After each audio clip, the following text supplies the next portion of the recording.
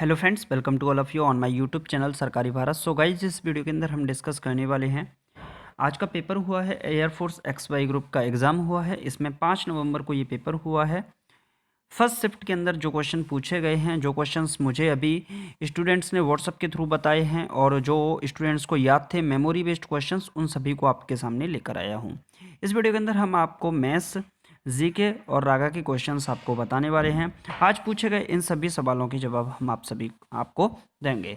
आप सभी को बता दूं, अगर आप एयरफोर्स की तैयारी करते हैं और वर्दी का जुनून है और सिलेक्शन लेना चाहते हैं एयरफोर्स में, तो आप इस चैनल को यार जरूर सब्सक्राइब कीजिएगा, क्योंकि ये चैनल एयरफोर्स के कैंडिडेट्स के लिए काफ़ी ज़्यादा महत्वपूर्ण है। यहाँ पर एयरफोर्स से रिलेटेड सारी की सारी अपडेट सबसे पहले आपके लिए लाई जाती हैं। सभी के सभी पेपर्स आपके लिए लाए जाते हैं। मेमोरी जो भी पेपर एयरफोर्स के होते हैं, तो प्लेलिस्ट में आपको सभी के सभी पेपर भी मिल जाएंगे और यहाँ पर तैयारी भी कराई जाती है। तो यार चैनल को सब्सक्राइब करना बिल्कुल मत भूलिएगा। इस वीडियो का टारगेट रखते हैं 1000 लाइक का, 1000 लाइक का। चलिए स्टार्ट करते हैं वीडियो को। सो गाइस, अब आ चुका हूँ मैं अपनी स्क्रीन पर और कैसे क्वेश्चन पूछे गए हैं आज के पेपर में, उन सभी पर डिस्कस करने वाले हैं। तो आज का पहला सवाल हम देखने वाले हैं, उत्तरी गोलार्ध में सबसे लंबा दिन कब होता है? उत्तरी गोलार्ध में सबसे लंबा दिन कब होता है? तो ये होता है 21 जून को। कब होता है? 21 जून को। अच्छा, 21 जून को एक दिवस और मनाया जाता है, योगा डे। कौन सा डे मनाया जाता है? योगा डे, योग दिवस मनाया जाता है 21 जून को। और इसी दिन उत्तरी गोलार्ध में सबसे लंबा दिन माना जाता है।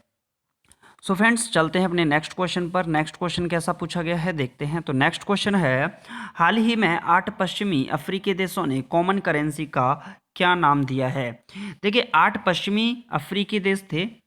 जैसे एक ऑर्गेनाइजेशन है यूनाइटेड नेशन की, विश्व बैंक, तो उसकी जो मुद्रा है वो क्या है? SDR है। क्या है? SDR है। इसी तरीके से 8 पश्चिमी देशों ने एक कॉमन करेंसी जारी की है। इसका नाम क्या है? तो इसका नाम है इको। क्या है? इको इसका नाम है। और ये किसका नाम है? करेंसी का नाम है। 8 पश्चिमी अफ्रीकी देशों ने दी है। चलिए फ्रेंड्स, नेक्स्ट क्वेश्चन देख लेते हैं। तो नेक्स्ट क्वेश्चन है फ्रेंड्स, चैनल को लाइक करना से बिल्कुल भी ना भूलें। नेक्स्ट क्वेश्चन है, हाल ही में किसे संगीत कला निधि पुरस्कार से सम्मानित किया गया है? संगीत कला निधि पुरस्कार से किसे सम्मानित किया गया है हाल ही में? तो इसका सही जवाब है एस सौम्या को। एस सौम्या को हाल ही में संगीत कला निधि पुरस्कार से सम्मानित किया गया है। चलिए फ्रेंड्स, नेक्स्ट क्वेश्चन देख लेते हैं। तो नेक्स्ट क्वेश्चन है, चेंजिंग इंडिया पुस्तक के लेखक कौन है? बहुत ही ज़्यादा आसान सवाल पूछा गया है। अब आपसे नेक्स्ट शिफ्ट में पूछ सकता है, एन एरा ऑफ डार्कनेस, इस पुस्तक के लेखक कौन है? तो इस पुस्तक के लेखक है शशि थरूर। कौन है? Shashi Tharoor an era of darkness पुस्तक के लेखक हैं।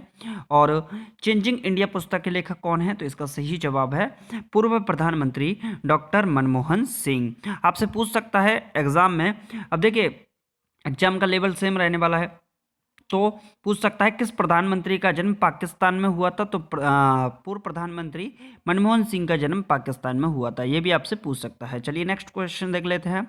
तो नेक्स्ट क्वेश्चन है फ्रेंड्स, किसे प्रकृति का सुरक्षा बल्ब कहा जाता है?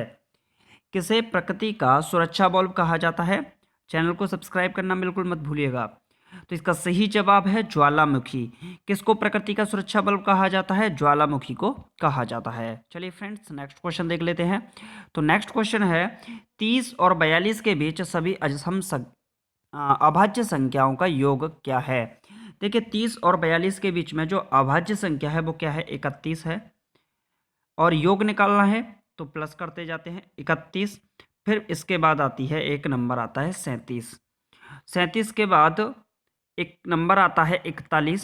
और इन सभी संख्याओं का योग कितना होगा? तो 1 7 8, 8 और 1 9, 4 3 7, 7 और 3 कितना होगा? 10। तो इसका सही जवाब निकलेगा फ्रेंड्स 109।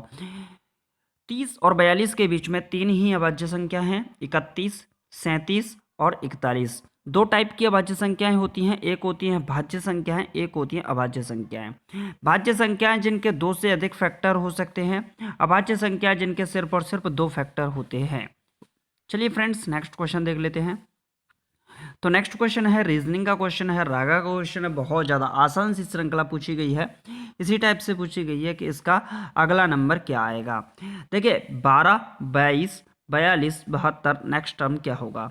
तो 12 में अगर हम प्लस का 10 करते हैं तो 22 होगा। 22 में अगर हम प्लस का 20 करते हैं तो 42 होगा। 42 में अगर हम प्लस का 30 करते हैं तो 72 होगा।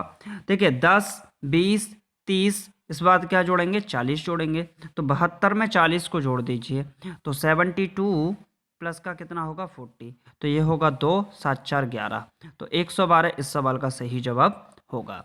चलिए फ्रेंड्स नेक्स्ट क्वेश्चन देख लेते हैं। तो नेक्स्ट क्वेश्चन है किस दिन राष्ट्रीय विज्ञान दिवस मनाया जाता है। किस दिन राष्ट्रीय विज्ञान दिवस मनाया जाता है। तो ये 28 फरवरी को मनाया जाता है। देखिए भारतीय राष्ट्रीय कांग्रेस विज्ञान का जो सम्मेलन होता है उसका 107वां एडिशन हुआ था कहाँ पर, 2019 में बेंगलुरु में। कहाँ पर हुआ था, बेंगलुरु में हुआ था। और 108वां जो एडिशन हुआ था, 108th एडिशन जो हुआ था, ये हुआ था कोलकाता में। तो अगर भारतीय राष्ट्रीय विज्ञान दिवस से क्वेश्चन पूछ रहा है तो इनमें से कोई एक क्वेश्चन आपका एग्जाम में टपकने के चांसेस बहुत ज़्यादा हैं।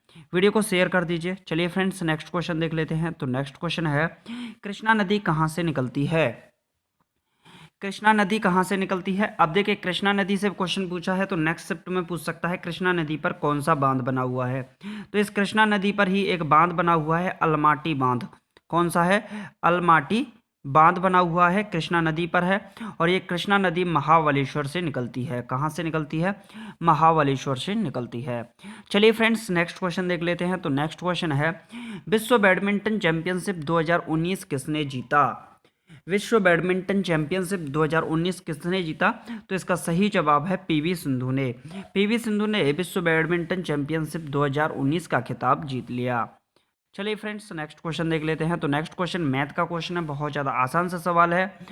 और ये आपका बहुत ज़्यादा सरल सवाल पूछा गया है। क्वेश्चन है एक कुर्सी का विक्रय मूल्य 1386 रुपये है, यदि हानि प्रतिशत 23% है तो कुर्सी की लागत मूल्य रुपए में क्या होगी। एक वक्त देखिए कोई भी वस्तु होती है अपने आप में 100% होती है।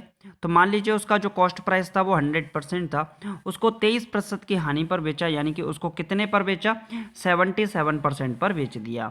77% की वैल्यू दे रखी है 1386 रुपये। क्या दे रखी है, 1386 रुपये। हमसे पूछा है कुर्सी की लागत मूल्य यानी कि कॉस्ट प्राइस निकालनी है। तो 1% की वैल्यू कितनी होगी, 1386 बटे 77। हमें निकालनी कितने की है, कॉस्ट प्राइस का मतलब 100% की वैल्यू निकालनी है।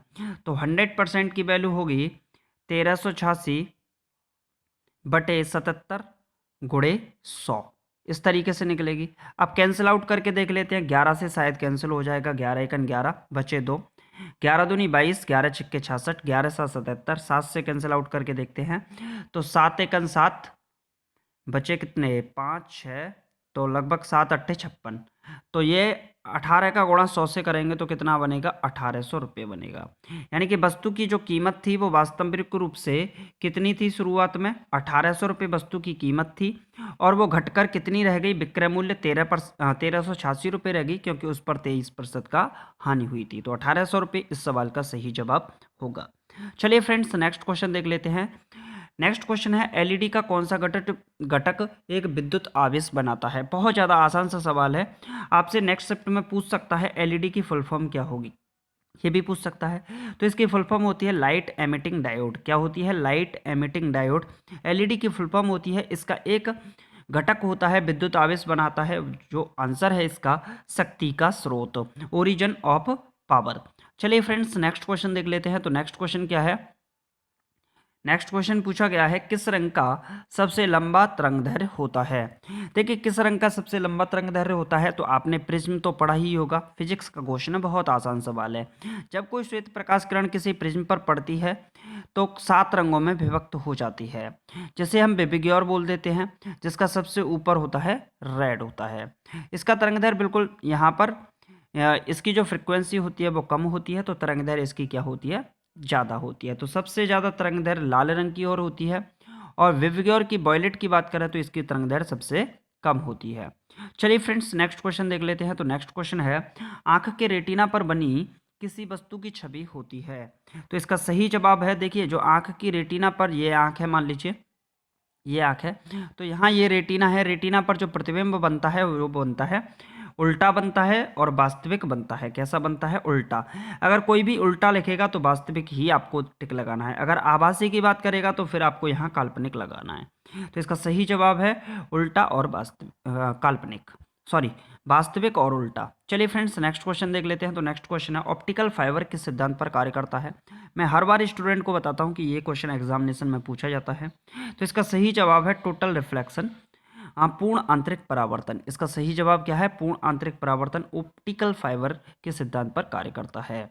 चलिए तो फ्रेंड्स आपको वीडियो कैसा लगा? आपको वीडियो अच्छा लगा तो वीडियो को क्या करना है? लाइक करना है। आप सभी को बता दूं इस वीडियो का टारगेट रखते हैं 1000 लाइक का, अगर आप, और 100 शेयर का टारगेट रखते हैं। अगर आप इस चैनल पर नए हैं तो चैनल को सब्सक्राइब यार जरूर कीजिएगा।